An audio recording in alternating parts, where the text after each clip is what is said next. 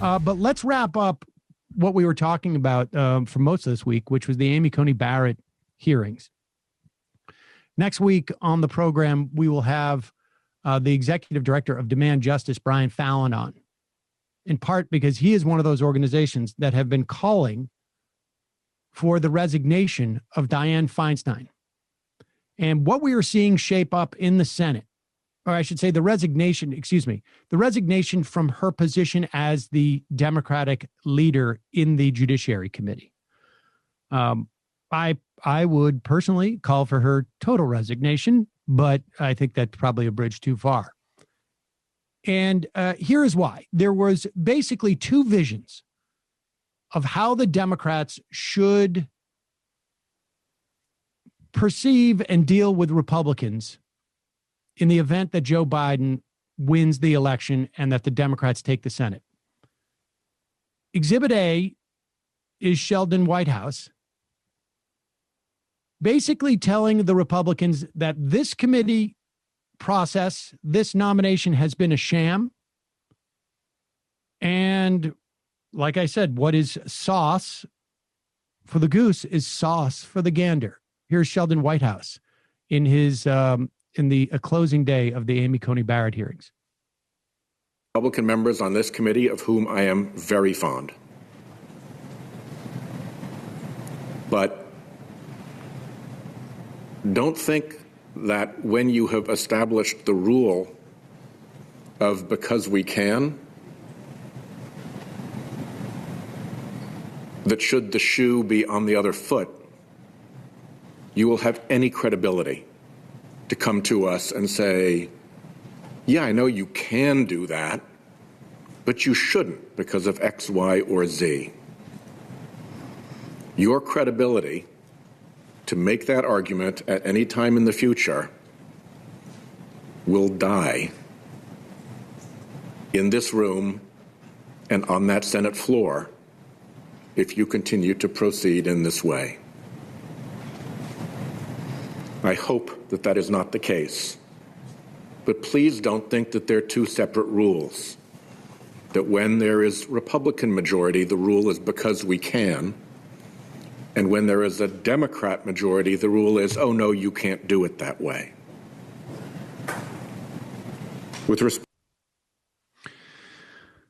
So there is Sheldon Whitehouse's vision, which is basically, look, that we are playing by a different set of rules now. You have established them, and we are going to play by those rules.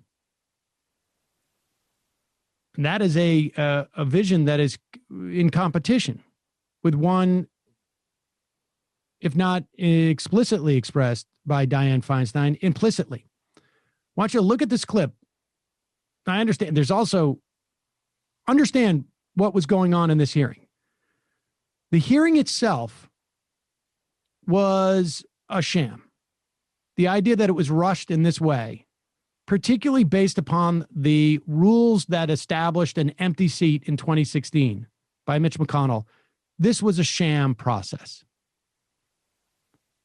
In addition to that, you had multiple members of that committee who refused to either get a test or to publicly announce what their test results were, when you had other members of that committee who had been infected by a disease that is running rampant in our country right now. Third is the political implications of number two and number one, and the fact that the chair of this committee, Lindsey Graham, is in the most competitive race of his Senate career against a Democrat who has raised an extraordinary amount of money, who has done an incredible amount of work, Jamie Harrison. Not necessarily going to be my favorite Democrat if he becomes the senator, but nevertheless, from there, just like strictly from a partisan standpoint, remember these three things. When you hear Dianne Feinstein now, flush all of them down the toilet, all of those political narratives, perhaps costing the Democrats control of the Senate in 4 months. Listen to this. Yes, ma'am. Mr. Chairman, I just want to thank you. This has been one of the best set of hearings that I've participated in. And I want to thank you for your fairness and the opportunity of going back and forth.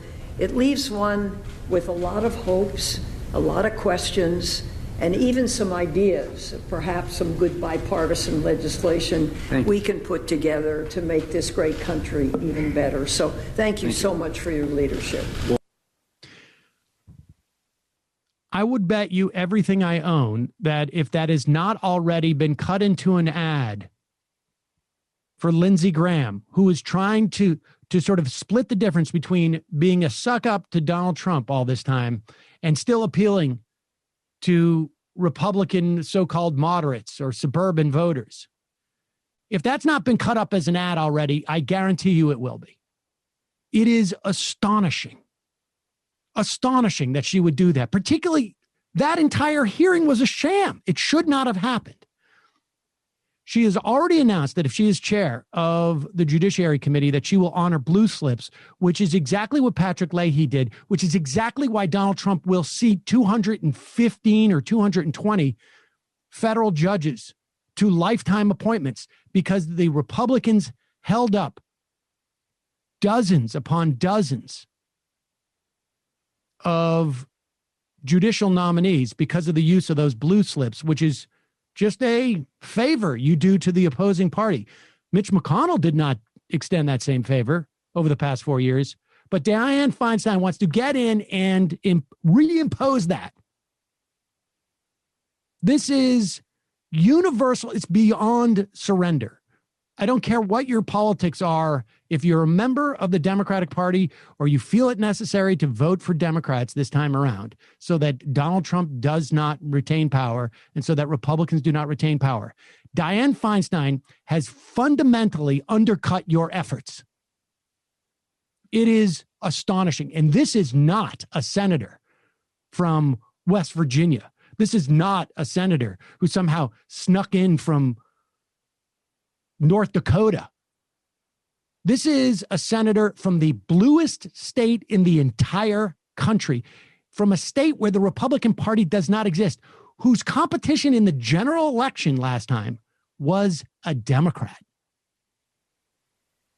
It's insanity. It's insanity.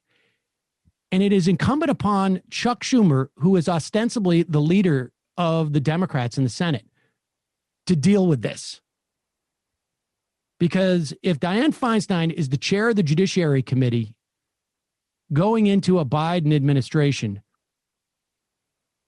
it's almost no different as if Lindsey Graham remains so. I mean, it's really stunning, because she will leave open the door for the next Republican president to fill tens upon tens of seats. It really is. I do not hold Dianne Feinstein in terribly high regard, and I was still shocked by that. It was shocking how bad it was, but people were specifically worried about Feinstein going into this too. Yep. Well, she blew the first Amy Coney Barrett hearing. She blew it and completely handcuffed the Democrats for this one. The only option they had was to not go in there, and I am convinced that she wanted to be able to do what she did, and that's why they went in there. It's just unbelievable.